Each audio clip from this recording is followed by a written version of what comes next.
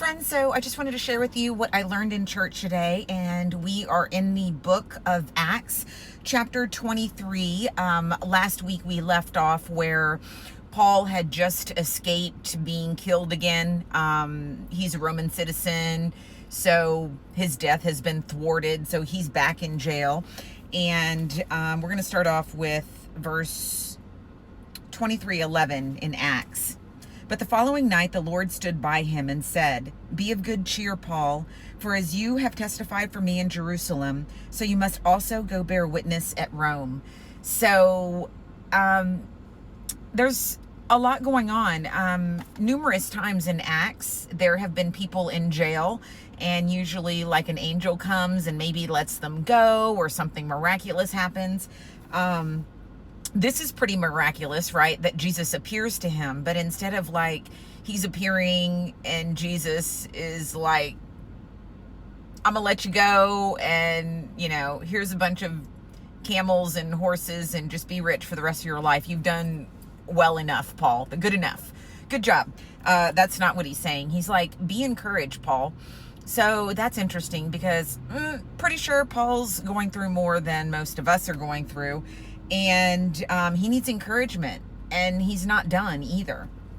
So going on to verse 12, "And when it was day, some of the Jews banded together and bound themselves under an oath, saying that they would neither eat nor drink till they had killed Paul." We talked about, we think we have enemies. We don't have 40 people saying, "I'm not going to eat or drink until I kill Jen." That would be, I can't even imagine that much hate. That's a lot of hate. And then, people are hangry on top of that. So that's not good. He's obviously got some people really mad coming after him. So he is approached by his nephew. And his nephew goes to the commander and basically tells him, he's like, verse 21, "The Jews have agreed to ask you to bring Paul down to the council tomorrow, as though they were going to inquire more fully about him. But do not yield to them, because for more than 40 of them lie in wait for him." So he's essentially saying, look, this is the plan, this is the plot, don't fall for it, because they're just trying to kill Paul. So from there, Paul gets, actually, the plan is that, he is going to go to Governor Felix, someone over in Rome. But the interesting aspect is, once again, Jesus said that when he came to him in prison. He was like, "Be encouraged, you're not done," right? And so it's like, when God wants something to happen, it's going to happen. It's going to happen in a big way or a little way, but it's going to go down. And so the commander ends up, he's about to take Paul back to Rome, and he writes a note to Governor Felix and says, "And when I wanted to know the reason they accused him, I brought him before their council. I found out that he was accused concerning questions of their law, but had nothing charged against him deserving of death or chains." Yeah, I mean, I feel like that's pretty hardcore. So this, obviously, it has a lot of similarities to what happened with Jesus. It's just like, what are you guys even accusing him of? Y'all are just like making stuff up. Yeah, I'm seeing if there was anything really in our notes that, when they're transferring Paul to Rome, that there's 470 soldiers like surrounding him. It kind of reminds me of that Luigi guy, the healthcare CEO shooter.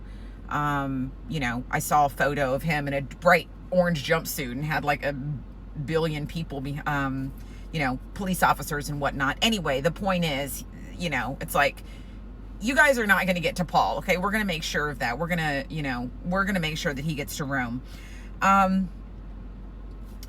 We just really reiterated that sometimes God works in big ways. Sometimes he works in, ordinary ways, and all of it is God. I mean, all of it is God. You know, it's like, it's not, I guess we don't really have to wonder, was that God or was it not God? It's like, it's all God.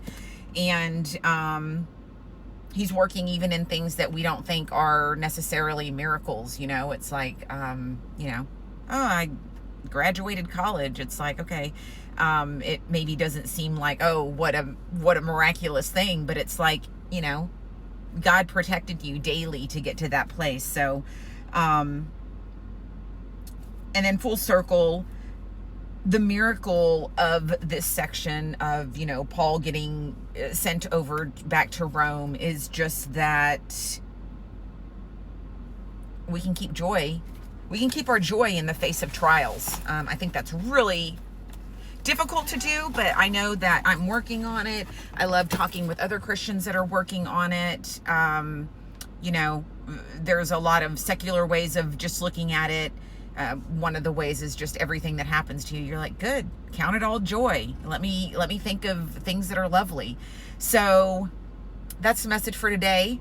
I hope you find it encouraging that even if you're going through some stuff, even if you got some stuff that you still got to go through, Jesus is meeting you in the middle of your bondage, slavery, captivity, and he's saying, take heart, I'm with you. Okay? Not necessarily you won't go through it, but I'm with you. What a friend we have in Jesus.